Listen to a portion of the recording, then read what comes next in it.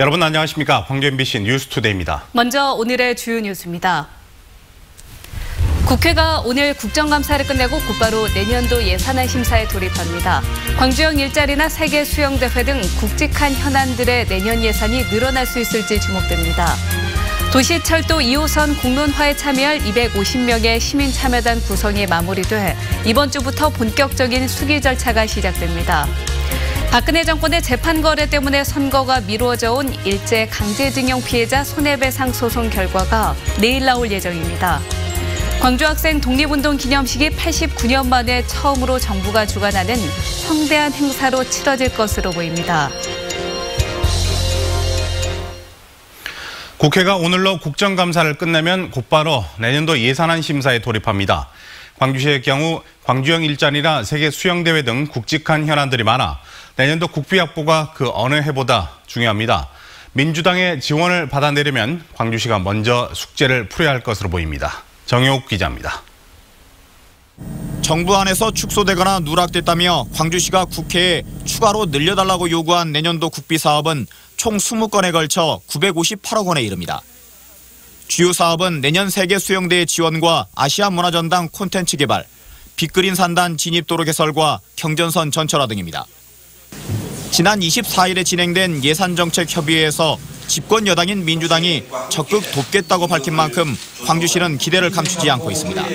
광주 시민들께서 이제 정말 우리 정권이 들어섰구나 하는 것을 실감할 수 있도록 대표님께서 오늘 많이 좀 선물 좀 주시고 가시기를 부탁드리겠습니다.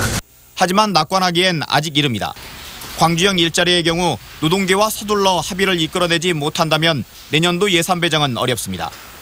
광주에서 지금 빠른 시일 내에 1, 2주 내에 결론을 내리지 않으면 어떻게 하겠습니까? 사업도 확정이 안 됐는데 예산을 주는 이런 건 없습니다. 문화전당 예산도 활성화 노력을 보여주지 못한다면 되려 상강될 수도 있습니다. 만약에 여기서 변화 없으면 그때는 제가 나서서 예산 다 없애버리겠습니다. 뭔가 좀 생산적으로 가야 되는 게 아니겠습니까? 국회가 다음 달 1일 공청회를 시작으로 내년도 예산안 심사에 착수하는 만큼 주어진 시간은 그리 많지가 않습니다. 각종 현안 사업에 필요한 국비를 얼마나 추가로 확보할 수 있을지 민선 7기 광주시의 행정력이 시험대에 올랐습니다. MBC 뉴스 정용욱입니다. 도시철도 2호선과 관련해 공론화에 참여할 250명의 시민참여단 구성이 마무리됐습니다. 이에 따라 공론화위원회가 오늘 당사자들에게 선정 사실을 통보하면 시민참여단은 지하철 2호선에 대한 찬반 양측의 의견을 담은 자료집과 동영상 강의 등을 통해 개별적인 수기 과정을 거칩니다. 이후 시민참여단은 다음과 9일과 10일에 거쳐 1박 2일 합숙 토론을 갖고 최종 결론을 도출할 예정입니다. 양승태 전 대법원장의 재판 거래 때문에 선고가 미뤄져 온 일제 강제징용 피해자 손해배상 소송의 재판 결과가 내일 나올 예정입니다. 대법원은 광주에 거주하는 98살 이춘식 옹 등 강제징용 피해자 4명이 신일본 제철을 상대로 제기한 손해배상 소송에 대해 오는 30일 선고하기로 했습니다. 박근혜 정부 당시 대법원은 일제 강제동원 피해자 소송을 재판거래에 이용했고 이 때문에 선고가 지연돼 소송을 제기한 4명 가운데 이춘식 옹만 생존해 있습니다. 우리나라 연륙 연도교 역사의 또 하나의 분기점이 될 신안 새천년대교가 천사대교로 이름을 바꿔서 2달 뒤 임시 개통됩니다. 기대 효과는 매우 클 것으로 예상되지만 풀어야 할 숙제도 많습니다. 박영훈 기자입니다. 왕복 2차선 도로가 모습을 드러냈습니다. 바다 위 다리 구간만 7.2km, 연결 도로까지 포함하면 10.8km입니다. 100여 미터 남짓 남은 상판이 연결되면 오는 12월 27일 임시 개통됩니다. 지난 2010년 첫 삽을 뜬 지 8년여 만입니다. 국내 최장인 인천대교가 영종도 국제공항을 위한 거라면 새천년대교는 섬 주민들의 오랜 기다림을 현실로 바꾼 가장 긴 다리라는 점에서 우리나라 연륙 연도교의 새로운 분기점입니다. 성공항까지 왔다가 집에 들리지도 못하고 되돌아간 일이 있었습니다. 그런데 이제 새천년대교가 완공된다면은 차를 이용해서 집에까지 올 수 있는 새천년대교의 이름은 천사대교로 바뀝니다. 신안군 지명위원회를 통과한 만큼 전남도를 거쳐 임시개통 전인 12월 중 중앙지명위원회에서 최종 확정될 것으로 보입니다. 임시개통일은 별다른 행사가 없고 공식 기념식은 접속도로와 안전시설 작업이 모두 끝나는 내년 4월 열릴 예정입니다. 주민 생활과 관광, 물류 등 모든 분야에서 엄청난 변화를 불러올 것으로 기대되지만 서둘러 개선해야 할 것도 있습니다. 1등교인 새천년대교는 오차 범위 3톤을 포함해 최대 43톤 차량까지 통과할 수 있는 1등교입니다. 하지만 새천년대교가 연결되는 섬 안에 설치된 연도교 3곳 가운데 2개 다리는 24.3톤 차량까지만 통과할 수 있습니다. 새천년대교 즉 천사대교가 개통돼도 레미콘과 대형 트레일러 등의 통행이 섬 안에서는 불가능한 상황이 벌어지는 겁니다. 농산물을 대량으로 운반한다든가 아니면 대형 공사를 할 때 중량차들이 통행이 제한이 되기 때문에 또한 폭증하는 관광객을 대비한 섬 내 연결도로와 상하수도, 숙박시설 등 기반시설도 서둘러 늘려야 한다는 지적입니다. MBC 뉴스 박영훈입니다. 광주를 방문한 국제수영연맹 대표단이 대회 준비 상황을 점검했습니다. 국제수영연맹 대표단은 어제 수영대회 조직위와 분야별 종합회의를 갖고 경기 운영과 마케팅 등 29개 분야 120여 개 세부사항의 진행 경과를 공유했습니다. 또 오늘부터 이틀간은 대회 주 경기장인 남부대 수영장과 훈련 장소인 염주체육관 등 현장을 실사한 뒤 대회 준비에 따른 다양한 의견을 조직위와 나눌 예정입니다. 광주시교육청이 오늘 30일부터 다음 달 5일까지 만 19세 이상 광주 시민을 대상으로 교육감 공약사업 시민평가단을 공개 모집합니다. 25명으로 구성되는 시민평가단은 직선 3대 교육감의 공약사업 실천 계획을 심의하고 공약사업 수주인 실적이나 이행평가 등의 역할을 수행하며 활동기간은 교육감 임기와 같습니다. 첨단 정보통신과 원격 제어기술 같은 제조업에서나 들었을 법한 용어들이 농사 현장에서 쓰이고 있습니다. 첨단 과학기술과 이색 아이디어가 농업과 접목해 경쟁력을 키우고 있습니다. 문현철 기자가 취재했습니다. 가지마다 실하게 자란 배들이 주렁주렁 매달려 있습니다. 농약과 화학 비료를 전혀 쓰지 않는 국내에 몇 안 되는 유기농 배농장입니다.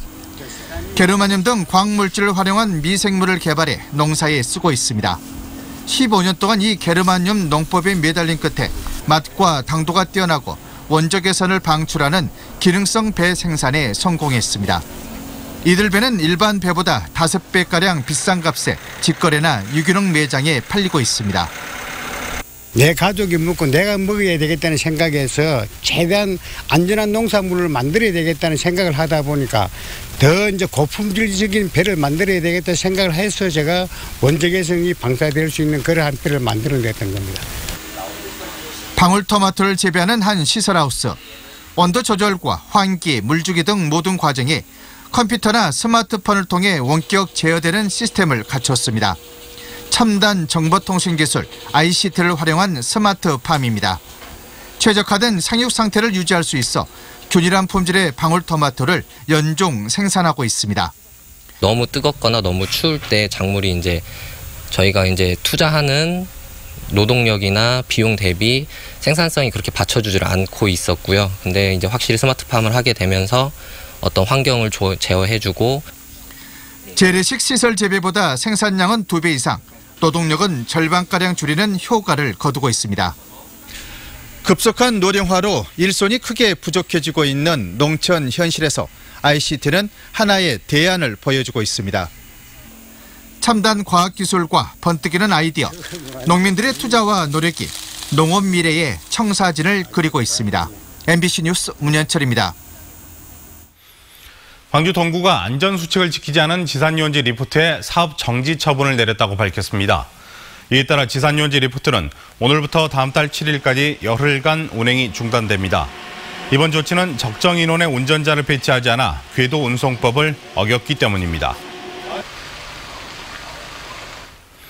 현대차 노동조합이 광주형 일자리 재추진 움직임에 대해 심각한 우려를 표명했습니다. 현대차 노조는 성명을 내고 경영 위기를 가속화시키고 노동자 임금을 하향 평준화시키는 광주형 일자리에 대한 과잉 중복 투자는 국내 자동차 산업에 파국을 불러올 것이라고 주장했습니다. 또 지역 노동계에 대해서는 지역에 국한된 시각에서 벗어나 광주형 일자리 논의에 대한 참여를 즉각 중단해달라고 요구했습니다.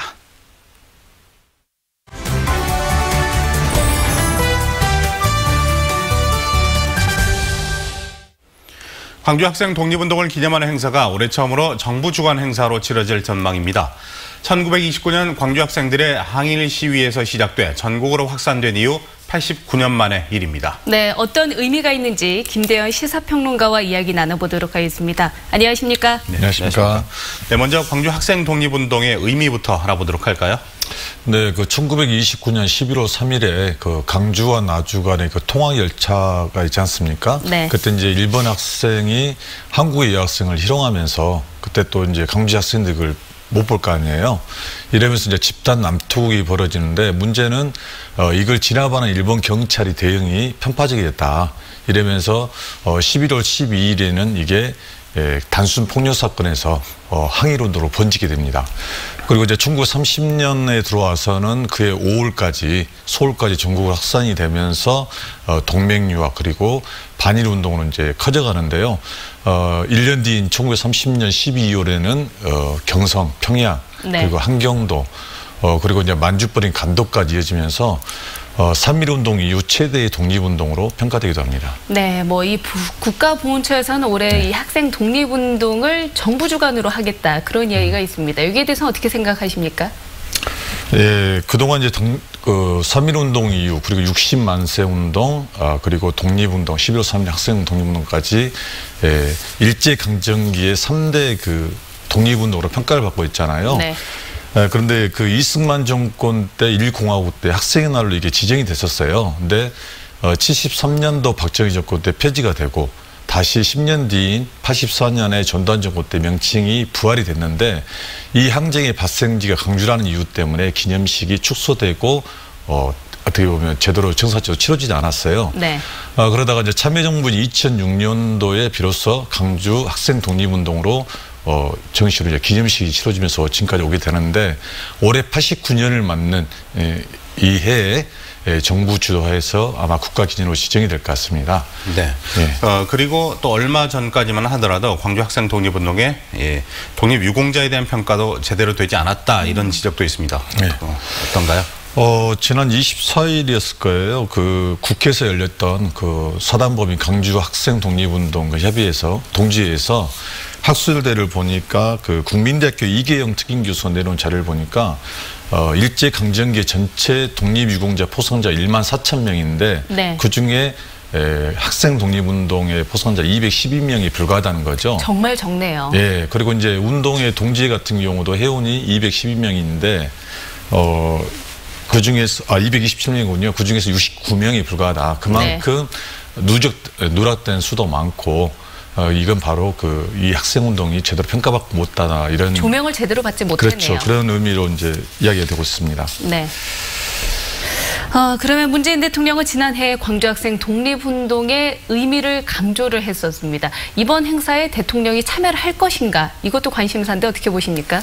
올해 그 2월에 대구시에서 열렸던 2.28 그 대구 민주운동에 네. 그게 이제 국가기념일로 지정이 됐어요, 처음으로. 그때 문재인 대통령이 기념사를 했었는데 보통 그 국가기념일로 지정이 되면 그리고 정부 주도 행사가 이루어지면 대통령이 참석하는 게 관례입니다.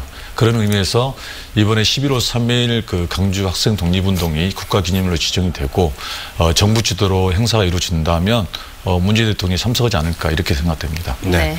네. 마지막으로 학생 독립운동이 정부 공식 기념일로 지정되는데 그 몇 가지 절차가 남아있다고 들었습니다. 어떤 절차가 남아있죠? 일단 그 국가보훈처에서 이달 30일에 국무회의 안건으로 상정을 하게 되면 그 국무회의에서 심의 의결을 상정을 하면 심의합니다. 그리고 이걸 그 의결을 하게 되면 대통령이 재가를 해서 하는 절차가 남아 있습니다. 네, 그렇군요. 잘 마무리가 됐으면 하는 바람이 드네요. 네, 오늘 말씀 잘 들었습니다. 네, 감사합니다. 감사합니다.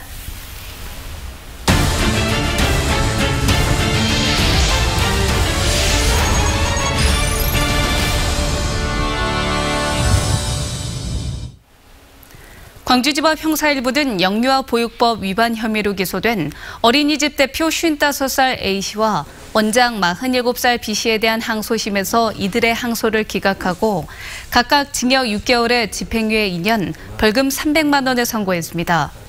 이들은 2016년 9월부터 1년 동안 광주 광산구의 한 어린이집에 친척을 보육교사로 허위 등록하고 인건비와 보육료 등 보조금 1,600여만 원을 부정수급한 혐의로 기소됐습니다.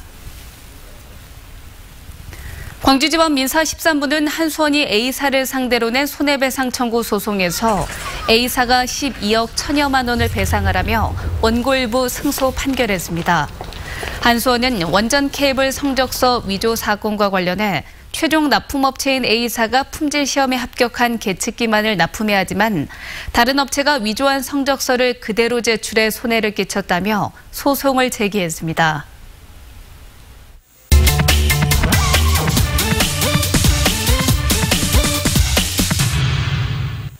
지난 한 주 누리꾼들은 어떤 뉴스에 관심을 가졌을까요? 광주에서는 처음 열린 성소수자들의 문화축제와 한 주 동안 발생한 교통사고에 대한 뉴스였습니다. 어떤 반응의 댓글들이 남겨졌는지 살펴보겠습니다. 성소수자의 인권을 함께 생각해보자는 취지로 광주에서는 처음 열린 퀴어 축제. 이날 동성애를 반대하는 보수단체와 종교단체들의 맞불 집회로 축제장은 아수라장으로 변했는데요. 상식적인 수준에서 피해만 안 주면 문제 없지 않나? 축제에 참여한 사람들이 다 동성애자라고 한정하는 것도 이해 안 됨. 이런 반응도 있었고요. 퀴어 축제가 웬 말? 동성애를 이해하는 사람들도 있을 거지만 싫어하는 사람들도 있을 건데. 이처럼 축제가 끝난 이후에도 SNS를 통해 논란은 계속됐습니다. 한편 뉴스를 본 일부 누리꾼들은 생각보다 더 심각했다며 놀라기도 하고 일부 시민들은 당시 교통마비와 소음으로 불편을 겪었다며 하소연하기도 했는데요. 두 집단의 충돌을 막기 위해 배치된 의경들에게 고생했다는 메시지도 이어졌습니다. 광주를 출발해 경기도 성남으로 가던 고속버스가 5m 아래 언덕으로 추락했다는 소식에 걱정하는 누리꾼들도 많았습니다. 도로에 떨어진 이물질을 피하려다 1톤 트럭과 추돌해 사고가 난 것으로 알려졌는데요. 이 사고로 승객 1명이 숨지고 13명이 다쳐 병원으로 옮겨졌습니다. 이런 일이 가까이 있다는 게 무섭다. 맨날 벨트 꼬박꼬박 해야 해. 안전벨트는 생명줄. 누리꾼들 사이에선 안전띠 착용에 대한 중요성이 다시 한번 대두됐는데요. 또 사고에 대한 불안으로 버스 타기가 무섭다는 반응도 많았습니다. 일각에선 화물차에서 떨어지는 물건을 피하다 사고가 났다는 얘기에 화물차 운전자 처벌을 강화해달라는 의견도 있었습니다. 광주 서구 쌍촌동의 한 교차로에서 덤프트럭이 가로수를 들이받은 사고가 발생했다는 뉴스도 전해드렸죠. 덤프트럭 운전자가 신호 대기 중인 다른 차량을 미처 발견하지 못하고 피하려다 사고를 낸 건데요. 나 이것 때문에 아침에 지각함. 운천 저수지만 20분 감상함. 출근 시간, 이 사고로 교통 혼잡을 겪은 시민들이 댓글을 많이 남겼습니다. 요즘 들어 사고가 자주 발생하자 조심하자는 반응도 뒤를 이었습니다. 지금까지 댓글 소셜통이었습니다.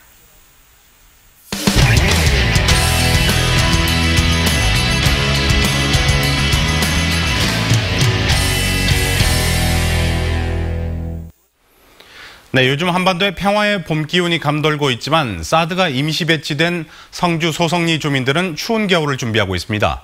지난 4월 경찰과의 충돌 이후 사회적 관심 밖으로 멀어진 듯한 지금의 상황이 주민들에게는 더 힘들다고 합니다. 대구 MBC 박재영 기자가 취재했습니다. 매주 2번 열리는 소성리 주민들 집회는 여전히 사드 관련 정보와 소식을 공유하는 자리입니다. 지난 4월 23일 주민과 경찰의 충돌 이후 겉보기에 소성리는 안정을 되찾은 듯 보입니다. 하지만 속사정은 타들어가고 있습니다. 우선 사드 문제가 관심 밖으로 밀려났습니다. 지난 4월 충돌 당시 공무집행을 방해했다는 이유 등으로 진행되는 경찰 조사, 재판 등도 소성리의 일상을 흔들어 놓고 있습니다. 평화는 그저 주겠지라고 하는 그런 많은 우리 국민들의 외면 속에서 어쩌면은 더 처절하게 고립되어서 저희들이 이 정말 힘든 그런 그 겨울을 또 보내야 될 것 같습니다. 사드 기지에는 레이더와 발사대 6기가 들어와 1개 포대가 이미 완성돼 있습니다. 장병들 생활 개선 공사도 마무리돼 임시 배치 딱지를 떼고 최종 배치를 결정하는 일만 남았습니다. 국방부는 앞으로 사드 기지를 어떻게 운영할지에 대한 막바지 계획을 수립하고 있습니다. 이 계획을 토대로 일반 환경 영향 평가를 거쳐 임시 배치된 사드는 최종 운명을 결정합니다. 이르면 내년 안에 이 모든 과정이 끝납니다. 주민들은 정부와 미국, 중국 등 누구도 사드라는 단어 자체를 언급하지 않는 침묵을 견디기 힘들어하고 있습니다. 남북 정상회담 등 평화 정세가 이어지는 가운데도 소성리 주민들은 여전히 사드의 존재 이유를 정부에 되묻고 있습니다. MBC 뉴스 박재영입니다. 가로수마저 감나무를 심는다는 충북 영동에서는 요즘 농가마다 곶감 만들기가 한창입니다. 냉해와 폭염으로 전국 감 생산량이 줄면서 올해 영동감은 특히나 귀한 대접을 받고 있습니다. 정재영 기자입니다. 감이 빼곡하게 열린 감나무에서 수확이 한창입니다. 육질이 단단하고 과즙이 적어 곶감용으로 쓰는 둥시감입니다. 첫 서리가 내린다는 상강이 지난 요즘 영동 지역은 농가마다 곶감 만들기에 여념이 없습니다. 기계화된 지 오래지만 이 지역 농가의 80%는 여전히 감을 깎을 때만 기계를 쓸 뿐 일일이 손으로 끼워 자연 건조 방식을 고수하고 있습니다. 맑은 공기와 또 자연 바람에 건조하기 때문에 약 45일 정도 걸리고요. 그리고 또 저희가 직거래로 가기 때문에 또 정성을 다 쏟을 수밖에 없습니다. 그래서 소비자분들이 많이 좋아하고. 올해 영동 지역 감 생산량은 평년과 비슷한 약 6천 톤으로 이 가운데 절반이 넘는 3,500톤이 곶감으로 만들어집니다. 봄철 냉해와 기록적인 폭염으로 경쟁 지역의 감 생산량이 줄면서 영동감은 지난해보다 10,000원 정도 높게 거래되고 있지만 감 생산 농가가 많은 영동 곶감 가격은 평년 수준을 유지할 것으로 전망됩니다. 3년째를 맞은 해외 수출도 가격 변동이 없는 만큼 영향을 받지 않을 것으로 보입니다. 고품질의 곶감을 동남아시아, 홍콩, 베트남 등의 2개국에 지금 수출하고 있습니다. 올해도 연말까지 10톤 정도의 수출이 계획되고 있습니다. 건조 과정을 거친 곶감은 12월쯤 본격적으로 유통될 예정. 영동군은 이에 맞춰 사흘 동안 곶감 축제를 계획하고 있습니다. MBC 뉴스 정재영입니다. 광주시가 노란 우산 공제 신규 가입하는 소상공인들에게 월 10,000원씩의 희망장려금을 1년간 지원합니다. 희망장려금은 오늘 신규 가입자부터 적용되며 지급 대상은 연매출 2억 원 이하인 경우입니다. 노란 우산 공제는 소상공인이 스스로 퇴직금을 적립해 폐업이나 노령 등 생계 위협으로부터 생활 안정을 기하는 공적인 공제 제도입니다. 학교 안전사고가 연평균 5,000건이 넘는 것으로 나타났습니다. 교육부가 민주당 김혜영 의원에게 제출한 자료에 따르면 최근 5년 동안 발생한 학교 안전사고가 광주는 17,000여 건, 전남은 8,600여 건에 달했습니다. 이는 연평균 5,200여 건으로 학교 운동장이나 통로, 부속시설 등에서 안전사고가 잦았습니다. 광주시는 최근 유전자 분석 공고를 보고 신청한 5.18 행방불명자 가족 36명의 혈액을 채취해 유전자 대조 작업을 벌였습니다. 하지만 용역을 맡은 전남대 의과대학 법의학 교실은 감정 결과 부엉산이나 주남마을에서 발견된 유골 등 총 8개의 유전자와 일치하는 결과가 없다고 밝혔습니다. 아시아에서 온 유학생들이 5.18에 대한 인식을 공유하는 자리가 마련됐습니다. 5.18 민주화운동 기록관은 5.18의 세계화에 기여하기 위해 광주로 공부하러 온 네팔과 인도, 방글라데시아 유학생들을 초청해 집담회를 가졌습니다.